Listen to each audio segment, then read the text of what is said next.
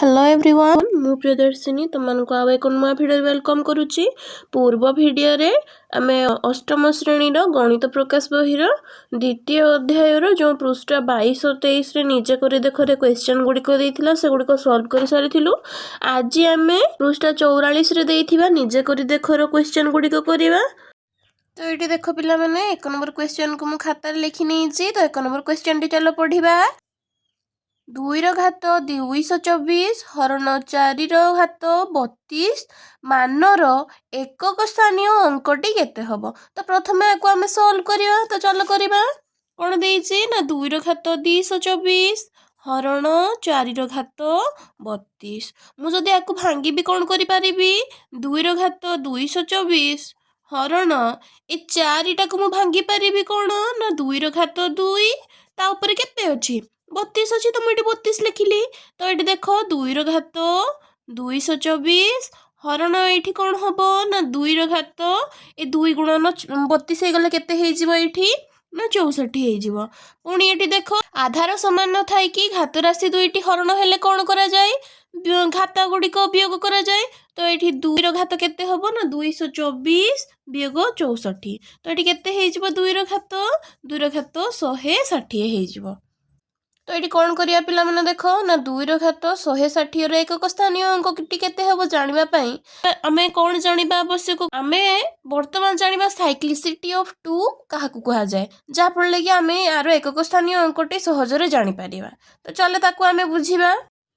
तो वर्तमान देख ये 2 ର ଘାତ 1 समान केते हबो 2 2 ର ଘାତ 2 समान 4 2 ର ଘାତ 3 समान 8 2 ର ଘାତ 4 समान 16 2 ର ଘାତ 5 समान 32 2 ର ଘାତ 6 समान 64 2 ର ଘାତ 7 समान 128 और 2 ର ଘାତ 8 समान 256। तो ये तुम मैंने जब भल से लक्ष्य कर देख ये एकक स्थानीय अंक 2 तापर ये 4 तापर 8 ये 6 एकक स्थानीय अंक गुड़ाक पुणी रिपीट होती ना नहीं देख। तो ये भल से लक्ष्य कर ये आम कौन जानिले ना 2 ର ଘାତ अंक गुड़िकर एकक स्थानीय अंक प्रति 4टी पर्यायर एमती रिपीट हो चलो। तो से कौन क्रम अनुसार से चेंज हो चले 2 4 8 6 पुणी देख जिते बड़े ये 4टा पर्याय सरला पुणी ये देख से क्रमटा आरंभ हो एकक स्थानीय अंक 2 4 8 6 आपको केमती बुझेगा देख ना उपरोक्त गणनारू जना पड़ुछि जे 2 ର ଘାତର एकक स्थानीय अंक प्रति 4टी पर्याୟରେ पुनरावृत्ति होइथाए एवं एही क्रमटी 2 4 8 6 एहाकू साइक्लिसिटी ऑफ 2 मध्य कुहा जाए। आशा करुच्ची तो मैंने बुझी पारि साइक्लिसिटी ऑफ 2 क्या कुहा जाए। तो आमे साइक्लिसिटी ऑफ 2 क्या कुहा जाए बुझीगले। तो वर्तमान 2 ର कौनसी घातर एकक स्थानीय अंक किपरि निर्णय करा जाए से प्रणाली को शिखिबा। तो प्रथमे कौन करा जिवो ना प्रथमे 2 ର ଘାତ हरण 4 करा जिवो द्वितीय रे 2 ର ଘାତ हरण 4 ର भागशेष समान जदि 1 आसे तेबे एकक अंक 2 हेबो जदि भागशेष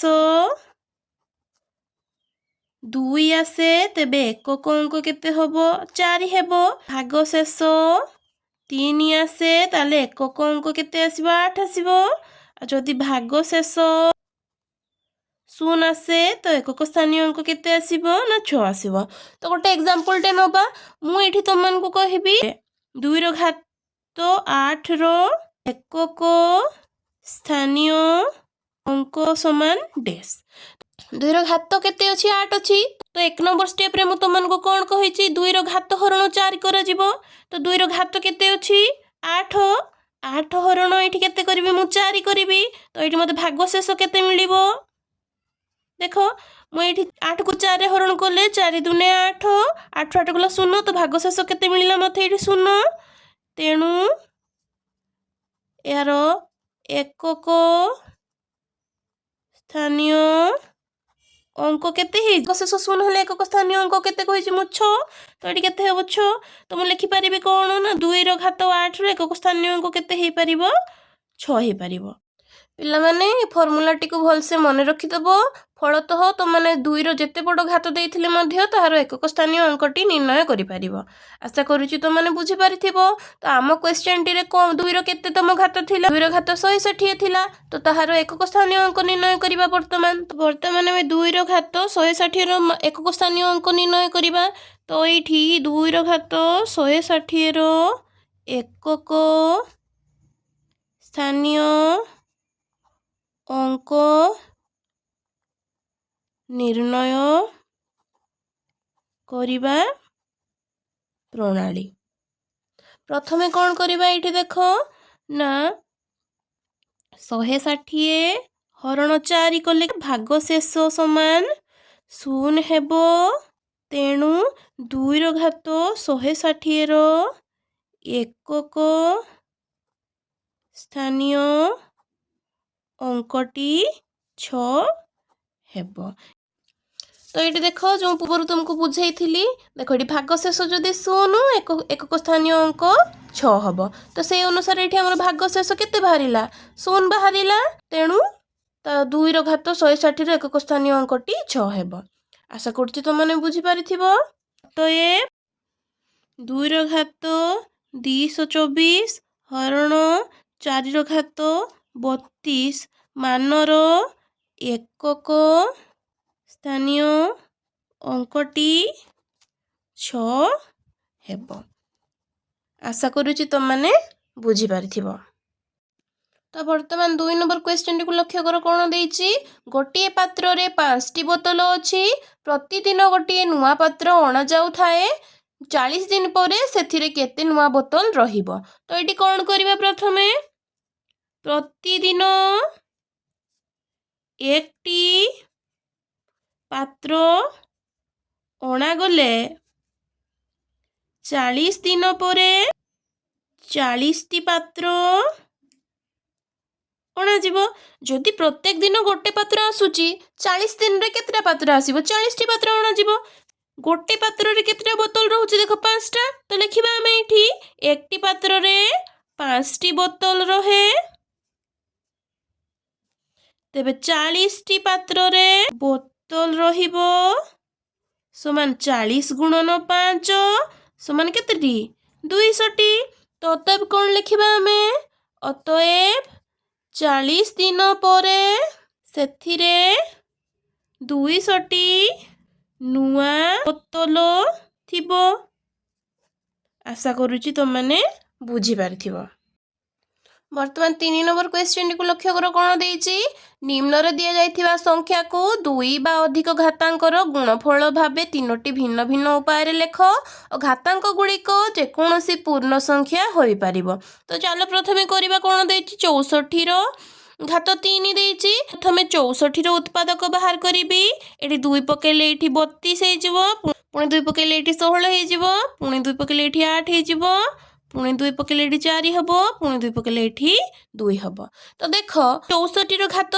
3 देइछि तो मु 64 को केमति भांगी परिबी देखो केतेरा 2 बाहरिछि 6 टा 2 तो 2 रो घात मु 6 रे भांगिली ता ऊपर केते अछि 3 अछि तो आकु मु केमति लिखि पारली 2 रो घात 18 सेही भलिया देखो एठी पुणी लिखि परिबी 64 रो घात 3 को भांगी परिबी देखो एठी 2 दुने 4 ये 2 दुने 4 2 दुने 4 तो 4 केते थर होउची 3 थर होउची तो 4 रो घात 3 ता ऊपर केते अछि एठी 3 अछि तो 4 रो घात 3 3 केते हे जिवो 9 ए भाबे गोटे पाई गली ए भाबे गोटे पाई गली आ गोटे केमती हेबो देखो प्रत्येक 3टा 2 को जोड़ी करिबी ये 3टा 2 ये 3टा 2 माने एठी केते होबो ना 8 रो घात 2 रो घात केते हबो 3 तो एटी केते जो 8 रो घात 6 तो मु एठी मु देखो 64 रो घात 3 को मु तीनोटी भिन्न भिन्न उपाय रे लिखि देइची।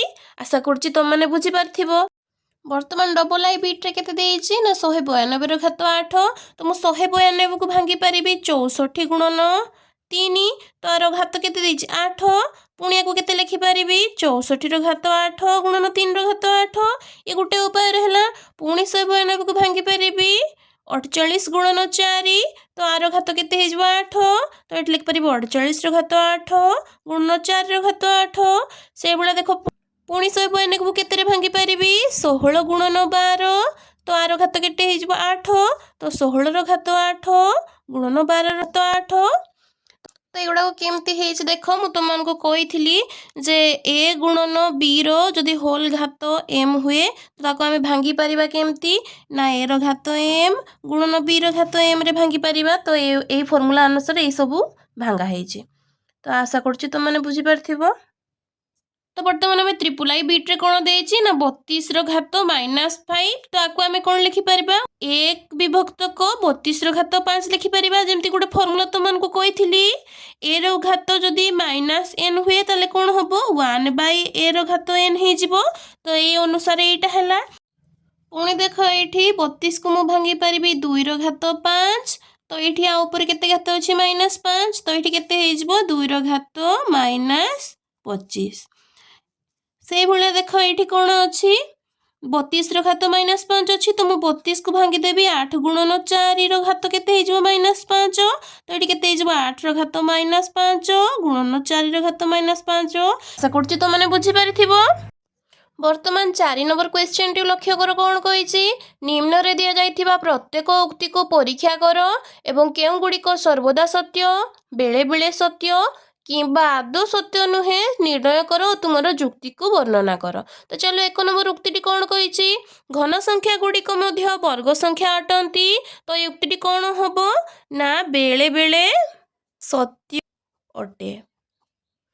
कारण कौन देखिए चलो कारण गोटे घन संख्याटी वर्ग संख्या हेबापाई ताहा एक षष्ठ घातांक विशिष्ट राशि हेबा आवश्यक जेपरिक देख 64 एक षष्ठ घातांक विशिष्ट राशि अर्थात 2 रो षष्ठ घात समान 64 एवं 4 रो घन समान 64 आ 8 रो वर्ग समान 64 तो यह स्पष्ट रूपे एक घन संख्या और वर्ग संख्या किंतु जेहेतु समस्त घन संख्या षष्ठ घातांक विशिष्ट राशि होई न थांती तेणु उपरिस्थ उक्तिटी बेले बेले सत्य अटे। आशा करुछि तुम माने बुझी पारिथिबो। वर्तमान 2 नंबर उक्तिटी कौन देइछि लक्ष्य कर चतुर्थ घातांक विशिष्ट संख्या गुड़िक मध्य वर्ग संख्या अटंती तो ये उक्तिटी कौन हबो सर्वदा सत्य अटे।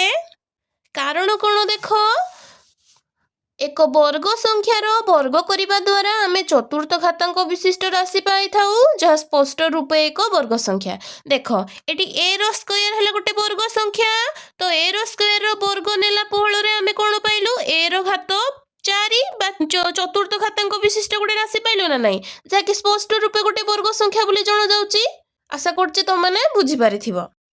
वर्तमान ट्रिपल आई नंबर उक्ति देख कौन कही गोटे संख्यार पंचम घातांक सही संख्यार घन द्वारा विभाज्य तो यही उक्तिटी सर्वदा सत्य अटे।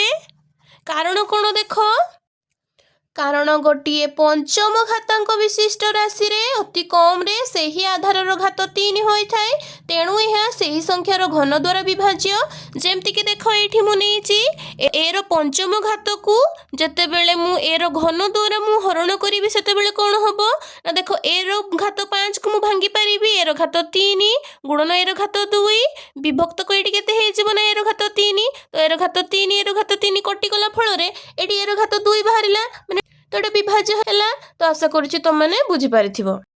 वर्तमान आइब्रो बीट उक्ति देख कौन कही दुईटी घन संख्यार गुणफल एक घन संख्या अटे तो उपरिस्थ उक्ति कौन हम ये मध्य सर्वदा सत्य हेबो। तो कारण कौन ये देख कारण दुईटी घन संख्या को गुणन करिबा द्वारा सेमानकर आधारर गुणफलर घात 3 ହୋଇଥାଏ ଫଳତଃ ତାହା ଏକ ଘନ ସଂଖ୍ୟା ହୁଏ। ଯେମିତିକି ଦେଖ ଏଠି ମୁଁ ଗୋଟେ ଏକ୍ଜାମ୍ପଲ ନେଇଛି a ଘାତ 3 ଗୁଣନ b ଘାତ 3 ଦୁଇଟା ଘନ ସଂଖ୍ୟା। ତ ଏଠି ଦେଖ a ଗୁଣନ b ଘାତ 3 କରିପାରିବି ନା ନାହିଁ, ମାନେ ଆଧାର ଦୁଇଟା ହେଉଛି ଗୁଣନ ହେଲେ ତାର ଘାତ କେତେ ହେଇଗଲା 3 ହେଇଗଲା। ତ ଏଠି ଗୋଟେ ସଂଖ୍ୟାର ଯଦି ମୁଁ ନେବି 2 ଘାତ 3 ଗୁଣନ 3 ଘାତ 3 ତ ଆକୁ ମୁଁ କେମିତି ଭାଙ୍ଗି ପାରିବି ଦେଖ 2 ଗୁଣନ 3 ଘାତ 3 ଭାଙ୍ଗି ପାରିବି। ତ 2 ଦୁନେ 6 6 ଘାତ 3 ତ ଇଏ ମଧ୍ୟ ଗୋଟେ ଘନ ସଂଖ୍ୟା ହେଲା ନା ନାହିଁ। ଆଶା କରୁଛି ତମମାନେ ବୁଝିପାରିଥିବ। ବର୍ତ୍ତମାନ ভি নম্বর উক্তিটি কোণ কইছে দেখো কিউর ঘাত 46 সংখ্যাটি উভয় চতুর্থ ঘাতাঙ্ক ও ষষ্ঠ ঘাতাঙ্ক অটে। তো এই উপরিস্থ উক্তিটি কোণ হব কদাপি সত্য ହେବ ନାହିଁ। কারণ কোণ দেখো এটি 46 4 কিংবা 6 দ্বারা বিভাজ্য নুহে, তেণু কিউর ঘাত 46 সংখ্যাটি উভয় চতুর্থ ঘাতাঙ্ক ও ষষ্ঠ ঘাতাঙ্ক ହେବ ନାହିଁ। আশা করুছি তোমানে বুঝি পারিথিব। তোমানে 5 নম্বর কোয়েশ্চনটি কু দেখো কোণ কহিছি নিম্নলিখিত রাশি গুড়িকু সরল কর ও ঘাতাঙ্ক রূপে প্রকাশ কর। তো এটি দেইছি কোণ 10 ঘাত -2 গুণন 10 ঘাত -5। তো এটি কোণ হব 10 ঘাত -2 যুক্ত -5 ହେଇଯିବ। তো এটি কোণ হব 10 ঘাত -2 প্লস -5। তো এটি কোণ ହେଇଯିବ না 10 ঘাত -7 ହେଇଗଲା। ସେଇଭଳିଆ ଦେଖ ଏଠି কোণ ଦେଇଛି 5 ଘାତ 7 ହରଣ 5 ଘାତ 4। ତ ଏଠି 5 ଘାତ କେତେ ହେଇଯିବ 7 ବିୟୋଗ 4 ସମାନ 5 ଘାତ 3 ହବ। ত্রিপুল আই বিট্রে কেতে ଦେଇଛି 9 ঘাত -7 হରଣ 9 ঘাত 4। তো এটি কোণ ହେଇଯିବ 9 ঘাত -7 বিয়োগ -4। তো এটি কেতে ହେଇଯିବ 9 ঘাত -11। সেইভଳି এটি আইভি বিট্রে কেতে ଦେଇଛି 13 ঘাত -2 তার ঘাত -3। তো এটা কেতে ହେଇଯିବ 13 ঘাত -2 গুণন -3 সমান কেতে ହେଇଯିବ 13 ঘাত মাইনাস প্লস। তো এটি 13 ঘাত 6 ହେଇଗଲା। তো এটা দেখো ভি নম্বর বিট্রে কোণ ଦେଇଛି এম ঘাত 5 এন ঘাত 12 এম এন হোল ঘাত 9 ଦେଇଛି। তো আকু কেমতি করি পারিবা এম ঘাত 5 গুণন এন ঘাত 12 গুণন মু আকু ভাঙ্গি পারিবি কেতে এম ঘাত 9 গুণন এন ঘাত 9। তো এটি দেখো মু যদি সজাইকি লিখিবি এম ঘাত 5 গুণন এম ঘাত 9 গুণন এন ঘাত 12 গুণন এন ঘাত 9। তো এটি দেখো এম ঘাত কেতে ହେଇଯିବ 5 ଯୁକ୍ତ 9 ଗୁଣନ n ଘାତ 12 ଯୁକ୍ତ 9 ହେଇଯିବ। ତ ଏଠି କେତେ ହେଇଯିବ m ଘାତ 14 ଗୁଣନ n ଘାତ କେତେ ହେଇଯିବ 21। ଆଶା କରୁଛି ତମମାନେ ବୁଝିପାରିଥିବ। ବର୍ତ୍ତମାନ 6 নম্বর কোয়েশ্চনটিକୁ লক্ষ্য কর কোণ ଦେଇଛି যদি 12 ର স্কয়ার 144 ତେବେ নিম্নলিখিত পরিপ্রকাশ গুড়িকর মান লেখ। তো এটি 1 নম্বরে কোণ কহিছি 1.2 ର স্কয়ার মাগিছি। তাকু কোণ লিখি পারিবি 1.2 ইনটু 1.2 সমান কেতে হবো ভগ্নাংশ কলে 12 বিভক্তক 10 গুণন 12 বিভক্তক 10। তো এটি কেতে ହେଇଯିବ 44 বিভক্তক এটি 10 10 100। তো আমি আকু দশমিক সংখ্যা কলে কেতে ହେଇଯିବ 1.44। সেইভাবে দেখো এটি 0.12 ର ବର୍ଗ ନିର୍ଣ୍ଣୟ କଲେ কোণ হব 0.12 গুণন 0.12 তাকু ভগ্ন সংখ্যা কলে কেতে ହେଇଯିବ 12 বিভক্তক 100 গুণন 12 বিভক্তক 100। তো এটি কেতে ହେଇଯିବ 144। তো এটি 1 রে 4টা 0। তো আকু আমি ভগ্ন সংখ্যা কলে কেতে ହେଇଯିବ 0.0144। সেইভাবে দেখো ত্রিপুল আই নম্বরে কোণ ଦେଇଛି 0.012 ର স্কয়ার নির্ণয় কর। তো এটি কোণ হব 0.012 গুণন 0.012 সমান কেতে হব 12 বিভক্তক 1000 গুণন 12 বিভক্তক 1000। তো এটা কেতে ହେଇଯିବ 144 বিভক্তক 1 রে 6টা 0। তো আকু আমি ভগ্ন সংখ্যারু দশমিক সংখ্যারে প্রকাশ কলে কোণ হব 0.3014। যেহেতু পরে 6টা 0 ଅଛି ତ ଦଶମିକ ପରେ 6ଟା ସଂଖ୍ୟା ରହିବା ଦରକାର। ତ ସେଥିପାଇଁ 0.3014 ହେଲା। ତ ସେଇଭଳିଆ ଦେଖ 120 ର ସ୍କয়াର ବାହାର କଲେ କେତେ ହବ 120 ଗୁଣନ 120 ସମାନ କେତେ ହେଇଯିବ ନା 144 ରେ 2ଟା 0। ଆଶା କରୁଛି ତମମାନେ ବୁଝିପାରିଥିବ। ଆଜିର ଭିଡ଼ିଓରେ ଆମେ ଅଷ୍ଟମ ଶ୍ରେଣୀ ଗଣିତ ପ୍ରକାଶ ବହିର 44 ପୃଷ୍ଠାରେ ଦେଇଥିବା ନିଜେ କରି ଦେଖର କ୍ୱେଶ୍ଚନ ଗୁଡ଼ିକୁ ସଲ୍ଭ କରି ସାରିଲୁ। तो आजिर वीडियो को पिला माने मु एठी रखुची। जदि तुमମାନଙ୍କୁ मो वीडियो गुडी को भल लागुची तेबे लाइक शेयर एंड सब्सक्राइब करबा को जमा भी भूलिबो नाही। एवं तुमर जहाँ भी डाउट रहिबो मते कमेंट सेक्शन रे मते पचारि परिबो। रहुची देखा हेबा को नुआ वीडियो रे। जय जगन्नाथ।